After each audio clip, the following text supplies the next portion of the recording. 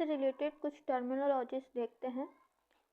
राजस्व किसी कंपनी अथवा सरकार द्वारा पैसों का उपार्जन आय के रूप में जिसके कारण सरकार पर वित्तीय भार नहीं पड़ता हो, जैसे कर से प्राप्त आय, गैर कर आय, विदेशी अनुदान को राजस्व माना जाता है। राजस्व यानी कि पर कैपिटा इनकम, प्रति व्यक्ति आय से जो शुद्ध आय आता है उसको राजस्व कहते हैं। और यही सरकार कैसे लेता है, टैक्स लेकर, जनता से टैक्स लेकर लेता है और जिससे पूरे देश को चलाता है। देश का हर एक चीज आय और व्यय का हिसाब रखता है। इसी तरीके से गैर राजस्व देखेंगे, किसी कंपनी अथवा सरकार द्वारा वैसे धन की प्राप्ति जिसे आय अथवा उपार्जन की श्रेणी में नहीं रखा जाता, गैर राजस्व स्रोत कहलाता है। जैसे ऋण के द्वारा धन की प्राप्ति, मीन्स अगर आप कोई काम करके, पर कैपिटा इनकम में क्या होता है, प्रति व्यक्ति आय में व्यक्ति कार्य करता है तब जाके उसको एक इनकम मिलता है।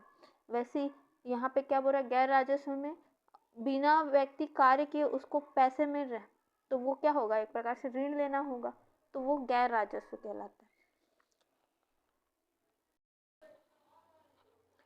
पूंजी व्यय, वैसे सभी क्षेत्र जिसे सरकार से पूंजी उपचय शामिल होते हैं। सरकार को भविष्य निधि, लघु बचत योजना, इंदिरा विकास पत्र, किसान विकास पत्र इत्यादि प्राप्त होते हैं।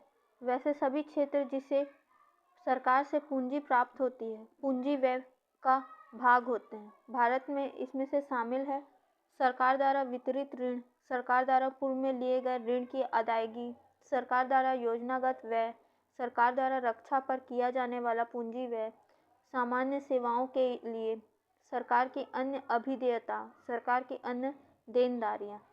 पूंजी व्यय का मतलब यहाँ पे क्या बोल रहा है कि सरकार को भविष्य निधि और लघु बचत योजना, इंदिरा विकास पत्र, किसान विकास पत्र इत्यादि से जो आय प्राप्त होते हैं उसको जो आय उन्हें देने पड़ते हैं तो उसको पूंजी व्यय कहते हैं, एक्सपेंडिचर कहते हैं। ठीक है, सरकार ऋण दे रहा है या फिर सरकार को कहीं का अदायगी पटाना रहता है, योजना हर साल चलाते हैं, उन योजनाओं पर जो व्यय होता है और भी कई रक्षा में, सेवाओं में इत्यादि। प्राप्तियां, राजस्व तथा गैर राजस्व स्रोतों से सरकार को प्राप्त होने वाले धन की संभूति को प्राप्तियां कहते हैं। उनके योग को कुल प्राप्ति कहते हैं। गैर कर राजस्व प्राप्तियां क्या होता है, सरकार द्वारा कर के अतिरिक्त अन्य स्रोतों से उपार्जित पैसों को गैर कर राजस्व प्राप्ति कहते हैं।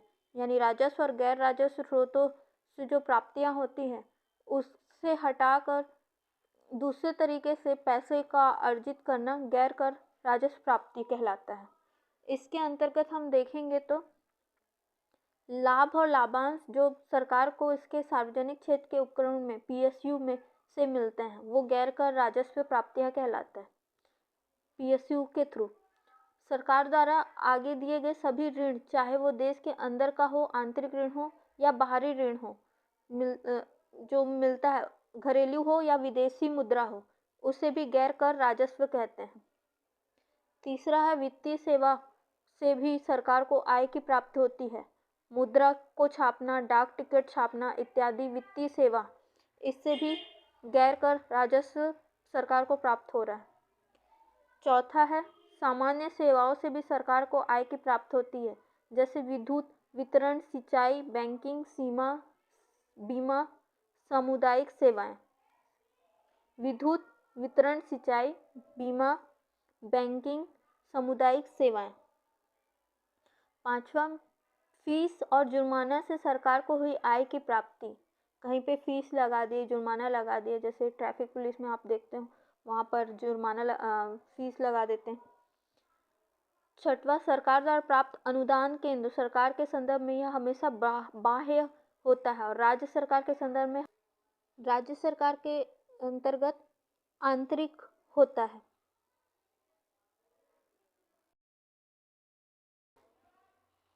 राजस्व घाटा, सरकारी बजट में राजस्व खाते की कुल व्यय आदि कुल आय से अधिक हो जितना उसका व्यय है उससे ज़्यादा उसके आय से, यानी जितना आय है सरकार का उससे ज़्यादा उसका व्यय हो जाए, यानी एक्सपेंडिचर ज़्यादा हो जाए, तो उसे राजस्व घाटा कहते हैं। राजस्व व्यय अनिवार्य है तथा तत्कालिक होता है। ऐसे व्यय उपभोक्तात्मक और अनुत्पादक होते हैं। इस प्रकार के व्यय को वित्तीय नीति के क्षेत्र में अपराध माना जाता है। इस घाटे को कम करने के लिए खर्च किए जाने वाले पैसे का उपयोग किसी भी विकासात्मक कार्य के लिए किया जा सकता है। भारत में इस नई शब्दावली का प्रयोग वित्त वर्ष 1997-1998 में प्राप्त हुआ है। राजस्व घाटा 1997-1998 में यूज़ करना स्टार्ट किया था ये टर्मिनोलॉजी। इसमें क्या हो रहा है, एक्सपेंडिचर ज़्यादा हो जा रहा है और इसको कम करने के लिए विकासात्मक कार्य करने को वैल्यू दिया जा रहा है। फालतू की जो कामें होते हैं उस चीज़ को सरकार अपने बजट से हटा देते हैं। पूंजी घाटा क्या होता है? सार्वजनिक वित्त और अर्थशास्त्र में ऐसा कोई शब्द नहीं है, लेकिन व्यवहार में अक्सर हम इस शब्द पूंजी की कमी, पूंजी की विरलता के अर्थ में रोजमर्रा में आर्थिक समाचारों में सुनते हैं।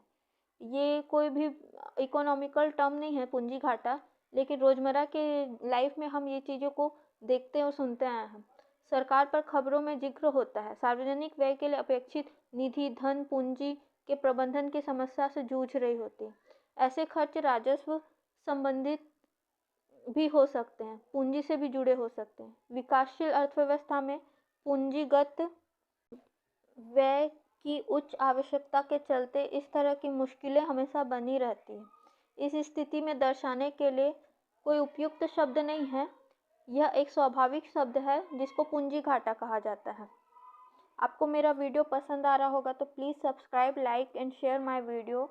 मैं बहुत मेहनत कर रही हूँ। जो भी खामियां आ रही है आप चाहे तो मुझे कमेंट करके बता सकते हैं, मैं उससे पूरा करने की कोशिश करूँगी। Subscribe to my channel Santoshi tutor. Press the bell icon. Thank you.